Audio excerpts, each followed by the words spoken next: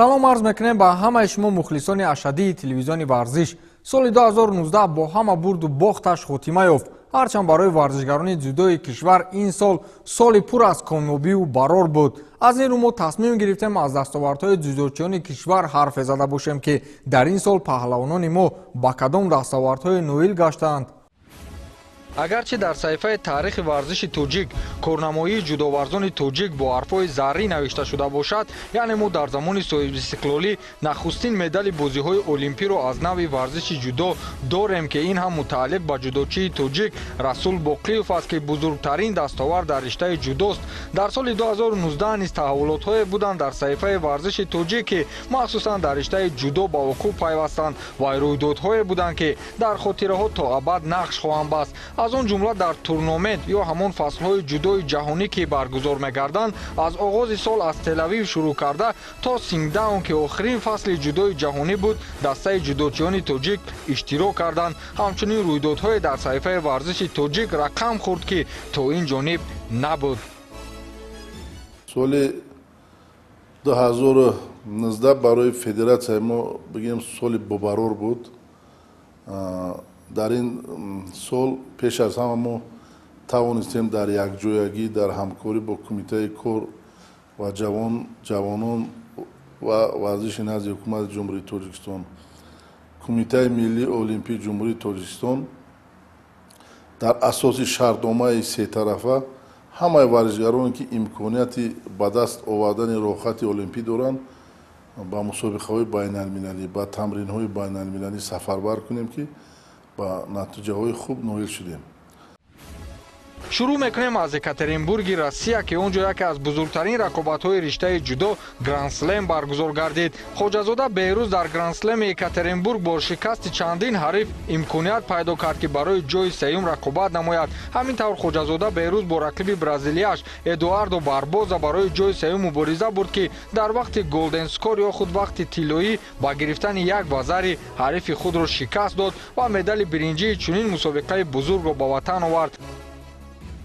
дастовардҳое аз Екатеринбург, гранд-слем Екатеринбург, дастпарварони ҷудои тоҷик ба даст оварданд Бехрузи ХОЧАЗОДА ва Сомон МАХМАДБЕКОВ ки ин ҳам воқеан як дастоварди беназир ба ҳисоб меравад, яъне то ин муддат набуд. Марокаш низ дар соли 2019 макони муваффақиятҳои ҷудочиёни тоҷик буд. Чӣ дар гран-при ва чӣ дар чемпионати ҷаҳон ҷудочиёни мо дар ин кишвар тавонистанд ки бо гирифтани мақомҳои ифтихорӣ парчами меҳанро баланд бардоранд. дар гран-при ки моҳи март дар Марокаш баргузор гардид, Тимур Раҳимов дар миёни сангинвазнҳо барои соҳиб шудан ба медали биринҷӣ хеле кӯшиш кард ва ин кӯшишу талош самара дод.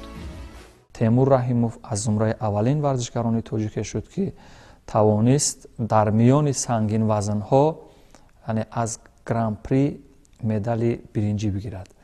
Яъне то соли 2019 ҳеҷ варзишгари сангинвазне аз ҷудокорони мо ё дзюдоистони мо ва истилоҳ натавониста буд ки дар ҳамин мақом бистад. Тайбеи Чин низ имсол маркази муборизаву талошҳо барои наврасони Осиё дар риштаи ҷудо буд ки он ҷо чемпионати Осиё миёни наврасон баргузор мегардид ва падидаи навтулии риштаи ҷудои кишвар Ғаниҷон Ғаниев корнамоии шоён кард ки шоистаи таҳсин буд. ӯ дар марҳилаи финалии чемпионати мазкур бо ҳарифи қазоқи худ Серикбол Еста ба рӯи татами баромад ва тавонист ки ин ҳарифи пурқуввати худро шикаст бидиҳад.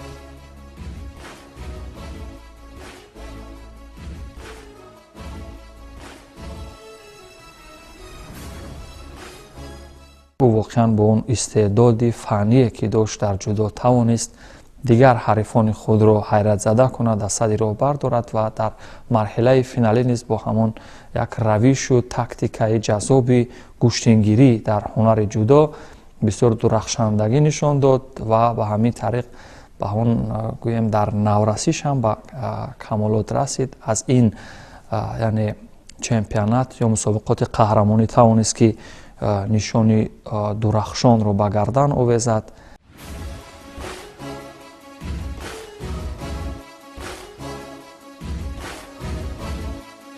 мамлакати ҷудо ё худ ҷопон дар соли 2019 мизбони гранд-слам дар шаҳри Осака буд ки ду тан варзишгари тоҷик ХОЧАЗОДА Бехруз ва Сомон МАХМАДБЕКОВ барои соҳиб шудан ба нишони биринҷӣ ба ҳарифони сарсахт мубориза бурданд. варзишгарони мо як саҳифаи наверо рақам заданд, чунки то ин муддат набуд ки дар як вазн ду варзишгари мо дар мусобиқоти қаҳрамонии ҷаҳон барои ба даст овардани нишони биринҷӣ талош кунанд ва баъд аз он ба мақоми панҷум бирасанд. мақоми панҷумро касб кардани ҳам Бехруз ва ҳам Сомон дар гранд-слами Осака ин мавқеи онҳоро дар феҳристи ҷудочиёни ҷаҳон мустаҳкам кард ва онҳо дар миёни 20 гунаи беҳтаринҳои ҷаҳон шомил гардиданд.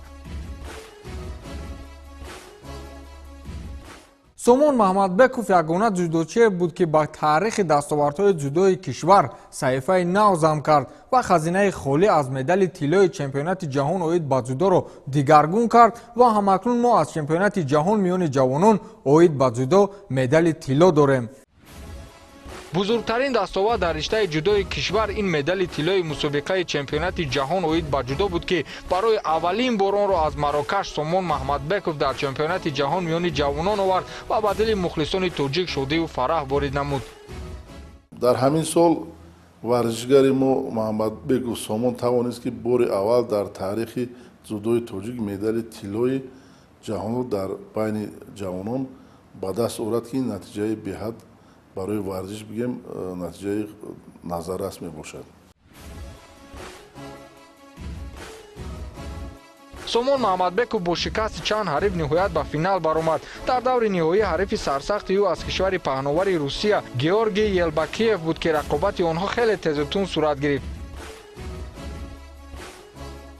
Сомон МАХМАДБЕКОВ бо кулли ҳарифонаш дастболо гардида дар финал ҳарифи русашро ки худро бисёр аз лиҳози фанӣ хуб вонамуд мекард ва мехост ки усулҳои партобиро иҷро кунад, вале Сомон МАХМАДБЕКОВ аз зидди ҳамла бисёр ба маврид истифода кард ва ҳарифашро ба тахтапӯш ба замин партоб намуд ва ин боис ба он гардид ки қабл аз анҷоми вақти асосӣ бо гирифтани имтиёзи ипон Сомон МАХМАДБЕКОВ як саҳифаи рангинеро дар таърихи варзиши тоҷик рақам мезанад.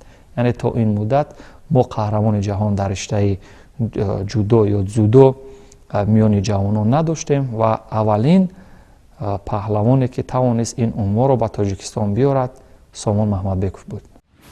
ин гулчини натиҷаҳои олии чанд тан ҷудочиёни кишварамон буд ки баротон гуфтем. дар баробари муваффақиятҳои гуфта садҳо дастоварди дигар аз ин нави варзиш аст ки муддатҳо метавон гуфт. дар ин сол варзишгарони мо 25 медал аз мусобиқаҳои байналмилалию қитъаӣ ба даст оварданд ки 4 таи он медали тилло мебошад, 8 та нуқра, 13 таи он биринҷӣ. дар ин феҳрист метавон исми чанд варзишгари дигарро зам намуд ки бо натиҷаҳои назаррасашон тавонистанд ба хазинаи дастовардҳои варзиши навъи ҷудо ҷоизаҳои бузурги дигарро зам намоянд. дастоварди бузурги дигаре ки дар соли 2019 ҷудочиёни мо ба он даст ёфтанд, ин имкони иштирок дар бозиҳои олимпӣ аст ки ин ҳам натиҷаи рақобатҳои мусобиқаҳои мухталифи дунёӣ дар соли 2019 буд. соли 2020 32-юми маъракаи пуршукӯҳи бозиҳои олимпӣ баргузор мешавад ки дар он ҷо 3 тан аз варзишгарони мо имкони иштирок доранд, чунки бо натиҷаҳои назаррасашон онҳо дар радабандии варзишгарони беҳтарини бозиҳои олимпӣ мавқеъ пайдо карданд. маҳмадбеков Сомон дар радабандии олимпӣ дар ҷои 10-ум, УСТОПИРИён дар ҷои 17-ум, Темур Раҳимов дар ҷои 17-ум. ба ғайр аз ин аз вазнои 60, 66, 81, 100 килои мо метавонад ки аз радабандии қитъавӣ якта роҳхат метиҳанд, имконият доранд ки роҳхати чорумро ба даст доранд ки агар мо 4 роҳхати олимпӣ ба даст орем дар таърихи ҷудои Тоҷикистан бори аввал мешавад. бо дастгириву ҳидоятҳои пешвои муаззами миллат ҷудочиёни тоҷик феълан дар мусобиқаҳои фароҷаҳонӣ натиҷаҳои беҳтар нишон медиҳанд ва ин аз мадди назари шахсан худи пешвои миллат дур нест.